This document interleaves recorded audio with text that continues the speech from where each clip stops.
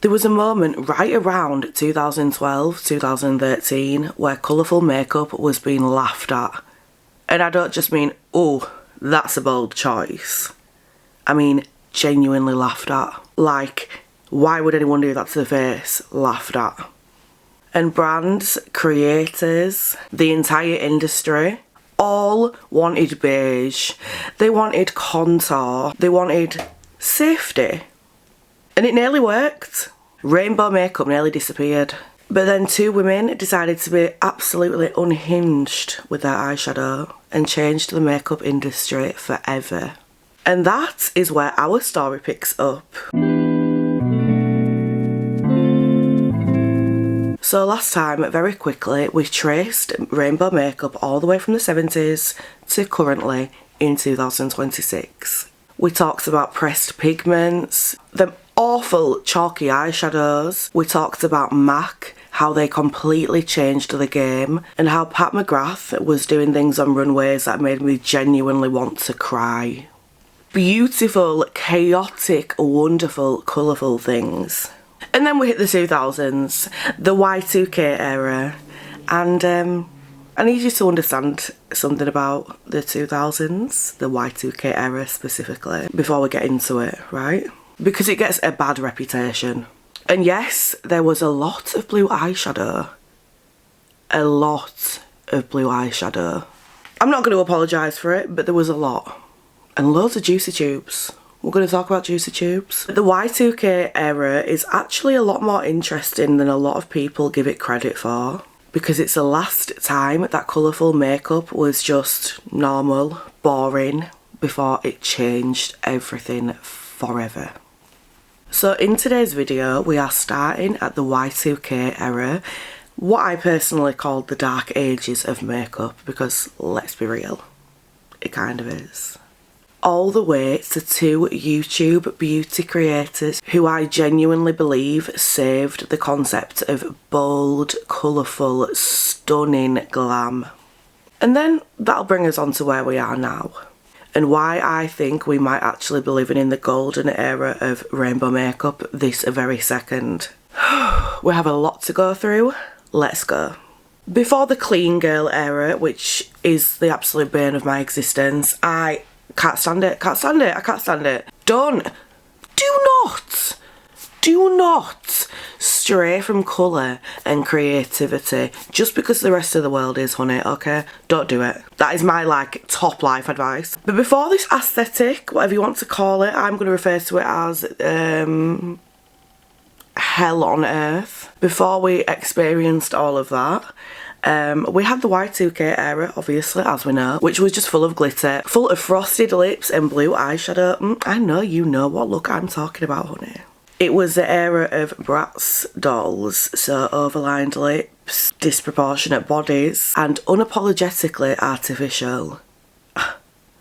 Bit of me. Not that I'm artificial, but you know, maximalism. I'm waiting for that era, okay? I'm waiting for this trend of maximalism, because that is where I reside, okay? Maximalism is where I am happiest. When I think of Y2K, I think of Bratz doll proportions, the big head, the little body, the, oh, hello, it's me, frosted blue eyeshadow, and of course, juicy tubes. You don't know about juicy tubes? Don't worry, I'm gonna tell you. Lancome's juicy tubes were an absolute just item of status in the 2000s. If you had a juicy tube, you were that girl, honey, okay? You were that girl. Me, in the early 2000s, was about 30 centimetres off the ground, so I was not wearing juicy tubes, but you know I would have been if I was a teenager. What? They launched in 2000, so literally the start of the Y2K era. Perfect timing, if I do say so myself. And it came after the whole 90s neutral brown kind of lip combos that they had going on. So it was revolutionary. It was innovation. It was literally the epitome of game changing. There were these super glossy, fruity scented, beautiful, so just glass-like lips before glass skin was even a trend. Oh yeah, Lancome was doing it way before everyone else. So not only were they super glossy and fruit scented, but they were also brightly coloured, which, as I've said previously, was perfect timing. I think a lot of people perhaps were quite bored at the back end of the 90s with the, you know, we're just seeing the same kind of colour scheme so regularly. And so Lancome's Juicy Tubes were a massive breath of fresh air, almost like we are today, where we get so tired of brands just copying each other and releasing the same shit. I guess it would have been the same back in the 90s. People wanted to see something different, and these brightly coloured, fruit-scented, highly glossy lip glosses were something that had never been seen before. Each tube was like a whole sensory experience for you. They had like marshmallow flavour, and they named them amazingly, like a Marshmallow Electro, Magic Spell, Tickled Pink. Very positivity inducing names, in my opinion. I feel like that is I feel like it's quite a dopamine fix to hear those names. And obviously, if you were a teenager and they'd just come out as you were a teenager, you would be, I feel like it'd be even more, it'd amplify that sensory experience. Just because you're young and you're kind of finding your way into makeup and things like that anyway, to begin with, and then Lancome pop onto the scene with these Juicy Tubes that are just a total sensory experience. Some people might even say we're a total sensory overload, but in the best way. By all accounts, they were absolutely incredible. Everybody loved them. People didn't even seem to mind the fact that they were really sticky. Back then, in particular, lip glosses were sticky to the level of what the fuck is in this? Is it snail mucin? Mucin? I don't know. Is it glue? Is it jelly? Gorilla glue? But this didn't seem to faze anybody, because it is reported that at their height, between 2000 and 2010, Lancome was selling 20 tubes per minute. Per minute. Oh yeah.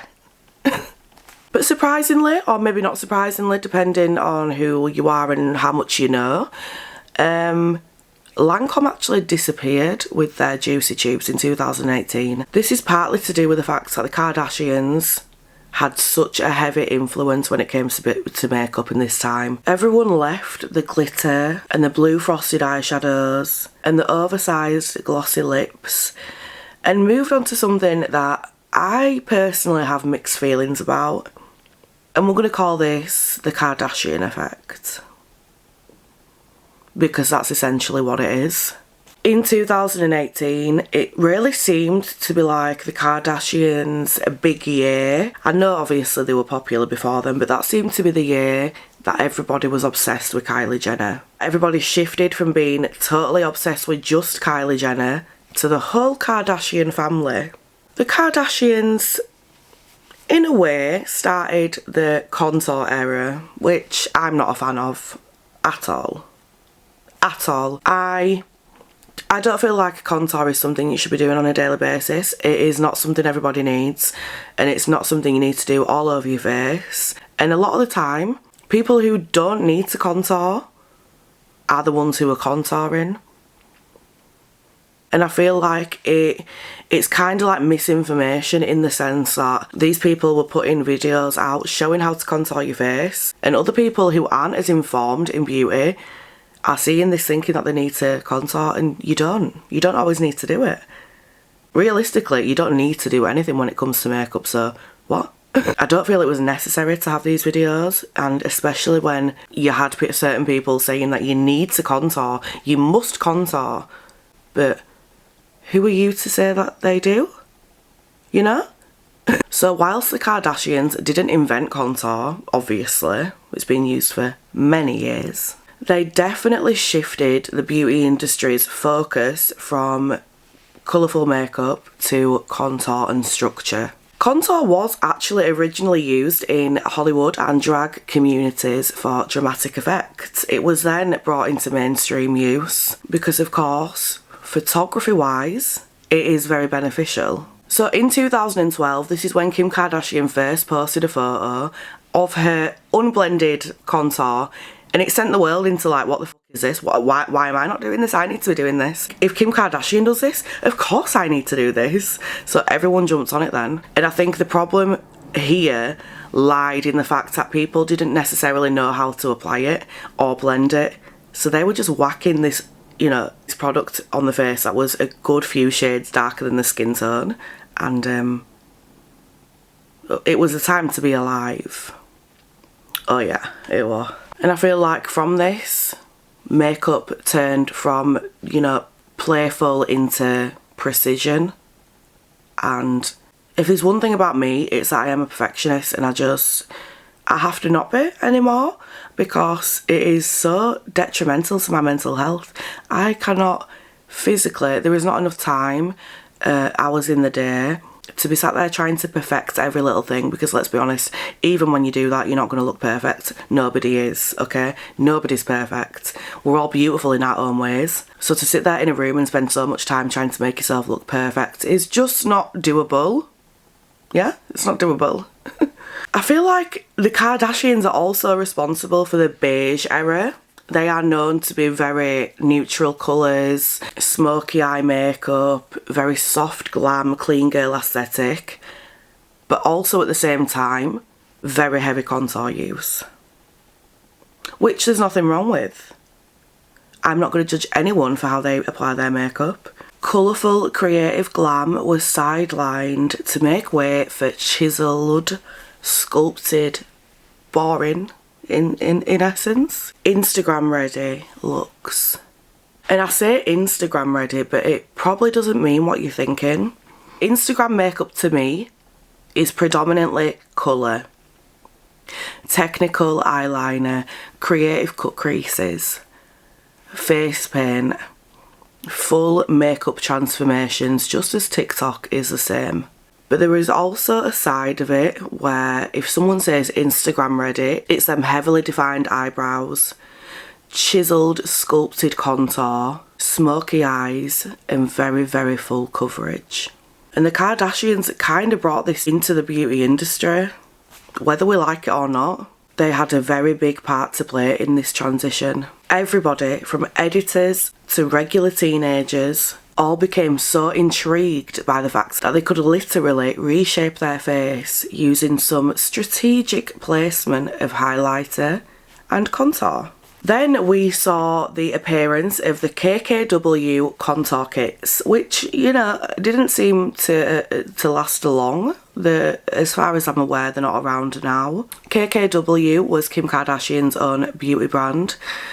I believe, in my opinion, she saw Kylie and Kylie Cosmetics doing so well and being so successful that she thought maybe I should do this too. But if there's one thing about Kylie Jenner, is that she is a way bigger influence in the beauty world than Kim herself. And I think a lot of this is down to the fact that Kylie has passion, she has drive, she has a genuine passion and love for what she's doing and for makeup.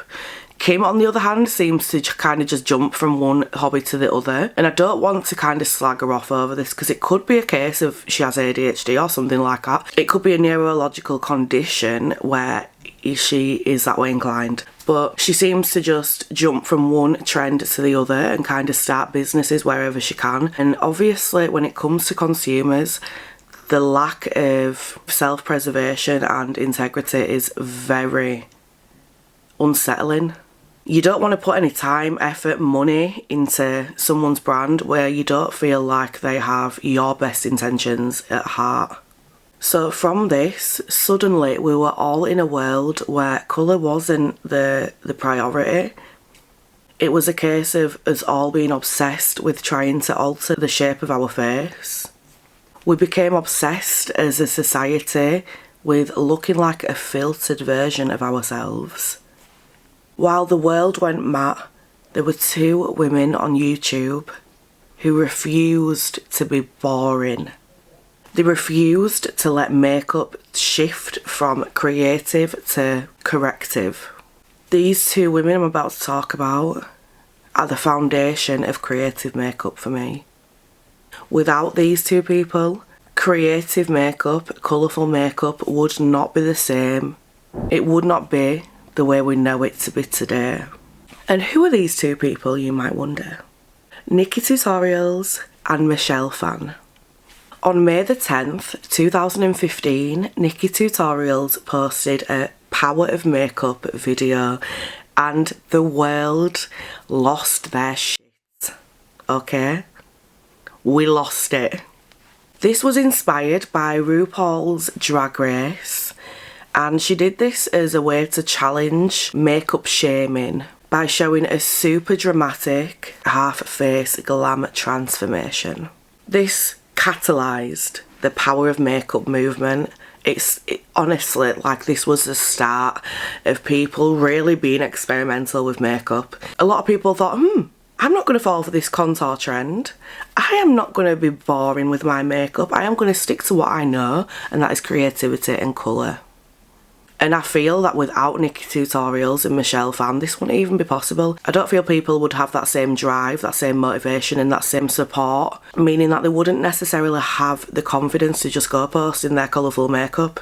Nikkie Tutorials and Michelle Phan facilitated this. So these are the photos from her Power of Makeup video, and this was a direct protest to makeup shaming. At the time, in 2015, people were under the impression that others wore makeup as a way to mask who they are, as a way to cover their identity, and that people who did this were fake and insecure. No, that's not the case, honey, okay? That's not the case. We wear makeup to enhance our natural beauty. We wear makeup to make ourselves feel better. We wear makeup to express our artistic side. We treat makeup as a form of expression. It is not, in my opinion anyway, it is not to hide who you are. It makes no sense actually to say that, because again, in my opinion, I feel if you were insecure and you were fake and all these different kinds of things, why would you draw attention to yourself by putting makeup on? If you're insecure, putting makeup on to have people looking at you is not going to solve that. And no, I'm not saying that you put makeup on to have people looking at you, but 9 times out of 10 if you wear makeup, people are going to look more often. So that just doesn't make sense to me. And just a PSA. Women do not wear makeup to please men. It is not usually for male attention. I don't know who needs to hear it, but there's a lot of people who are convinced that that's the only reason, the sole reason, that women wear makeup. Please. I am not spending this much time doing my makeup just for someone's dusty son. Okay? No. Nikkie Tutorials did this video as a way to emphasise that you are both beautiful with and without makeup. It doesn't matter how you look, as long as you feel good. As long as you're happy with yourself, fuck what anyone else thinks. And she actually famously told people in a video, makeup is there for the days that you just want to look hella good. So just after posting this Power of Makeup video, it amassed 15 million views. It went viral, honey. Probably one of the first examples of real virality. And even now, I've just viewed that video then and it is on 43 million. And I love that for her. I absolutely love that for her, because if she hadn't have posted this video, who knows? Who knows what the beauty industry would be like today? It's all these little things that people do and creators do that I think if these little things didn't happen, we wouldn't be where we are today. And I just can't help but think often about where we would be. A lot of the time I feel I probably wouldn't have anything to do with makeup if it had gone any other way, because colour and creativity is primarily what draws me to makeup. That is what I love. That is my happy place within makeup. And I love it, okay? I love it. You're not going to change me, honey. It was kind of a perfect rebellion video because it's what we needed. Kim Kardashian over here with the KKW contour kits. We don't need any more of these babes. We want more creativity, we want more colour, we want more artistic expression. I've just tried to say artistic expression 5 different times because I'm stuttering. I have some kind of speech impediment and I lack the motivation severely to go and have it checked, to go and see a speech and language therapist. So at the moment, we're just gonna listen to me talk like you know, I'm incapable. Yeah? Okay. Good, as long as we're all on the same page. Makeup is a subjective art form. There is not a rule book that you have to follow. Okay? Do what you want. As long as you are happy and you feel good and you look good, in your own opinion. Who cares? Who? And if they do, tell them see you later, because we don't need that kind of negativity in our daily lives. If somebody has an issue with you expressing yourself through the makeup that you're wearing, tell them to suck a fat one with your chest. So the whole concept of makeup being art and your face being your canvas and the makeup being your paint, your tools, your various mediums, all stemmed from Michelle Phan. She introduced the idea of a face being a canvas and the makeup being paint, which quickly made everyone shift from this chiselled Instagram finish face to real creativity. Thinking outside the box, endless possibilities when it comes to colourful makeup. Her Lady Gaga Bad Romance and Zombie Barbie tutorials are particularly iconic due to the fact that she showed very clearly how to turn makeup into costume and performance art. She is often referred to as the OG or the blueprint for beauty creators because she wasn't just following trends, she was starting them. She was innovation personified. She walked so the beauty industry could run with their creativity. Her Why I Left video regarding YouTube was a turning point for everybody, especially seeing as it was around the time of heavily contoured faces and Instagram face. At the very height of her success, she said in her own words that she felt trapped, imprisoned by her own vanity. She admitted to essentially falling into this trap of trying to achieve this perfect face, but she knew deep down it wasn't real, it wasn't possible, because nobody is perfect, and constantly chasing perfection usually leads to destruction. So she didn't just quit. She went on this massive journey of self-discovery to travel and reconnect with her roots, which were design and art history. Michelle Phan represents the artistic soul of YouTube. She treated makeup as an outlet for storytelling and self-expression. Long before she was a YouTuber, she was an illustration student, and I think that has a massive part to play.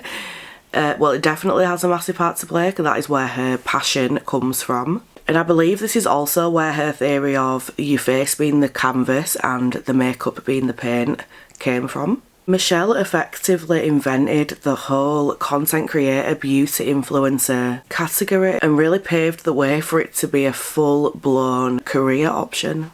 She became the first digital spokesperson for Lancome when they hired her as their official makeup artist in 2010. This is of course after Michelle had caused Lancome's products to completely sell out by using them in her tutorials. She was the first influencer to appear on a major magazine cover and the first to be featured in the Forbes 30 Under 30 list. Her natural makeup tutorial in 2007 started the whole kind of format that people follow now for that sisterly advice, friendly, agony aunt storytelling vibe that people use still today. Then the Euphoria phase happened. Possibly one of the best things to have happened. Euphoria effect and TikTok. Rhinestones, graphic liner, emotional makeup where you've got glittery tears. So many rhinestones, so much beauty, so much sparkle, and so much sass. It took rainbow makeup out of the avant-garde and put it directly into daily makeup. Suddenly, it was socially acceptable to be going outside covered in rhinestones and rainbow makeup. Glitter tears. Ethereal, fairy-like makeup. And that is where my happiness lies. A combination of colourful rainbow creativity mixed with that euphoria effect. That's my happy place right there. And then TikTok had a massive part to play in this too. They rewarded more bold, creative, shock value looks over boring ones. Everyday makeup, more wearable. It was the beginning of messy makeup, but in the best way. People didn't want precision. People didn't want to sit there for 3+ hours a day doing the makeup just for it to look like you've spent 5 minutes on it anyway. They wanted colour, glitter, ethereal, fairy-like, beautiful makeup, and that is exactly what we got. Instagram was just euphoria, euphoria, euphoria. Rainbow makeup, glittery tears. It was amazing. And that brings us into current times. The new golden era, some might say. I believe now is the best time for makeup. Why? We have a combination of the Y2K era mixed with the creativity that comes from TikTok with a little bit of Instagram precision mixed in. And that puts us in a place of no more rules. Just palettes, glitter, rainbow makeup, and a whole lot of creativity. We are living in the new golden era. Things can only get better from now as far as makeup is concerned, as long as we don't let people put us in a box. Why are you trying to put us in a box? Let us express ourselves through the art form that is makeup. Imagine how happy the world would be, just generally, if you allowed people to do what the fuck they want to do. If you just allowed people to do what they want to do, wear what they want to wear. Cover your face in literal rainbow glitter if you want to do that. Who is anybody else to tell you? Even your mum. Don't let your mum tell you. Say, Mum, I'm off out like this and there's nothing you can do about it. Okay? Okay. What was your favourite era? Do you wish we were back in the beige times? Or are you happy that we're finally in a world full of colour? Let me know in the comments. As always, don't forget to like and subscribe if this channel is your vibe. Love you. Bye.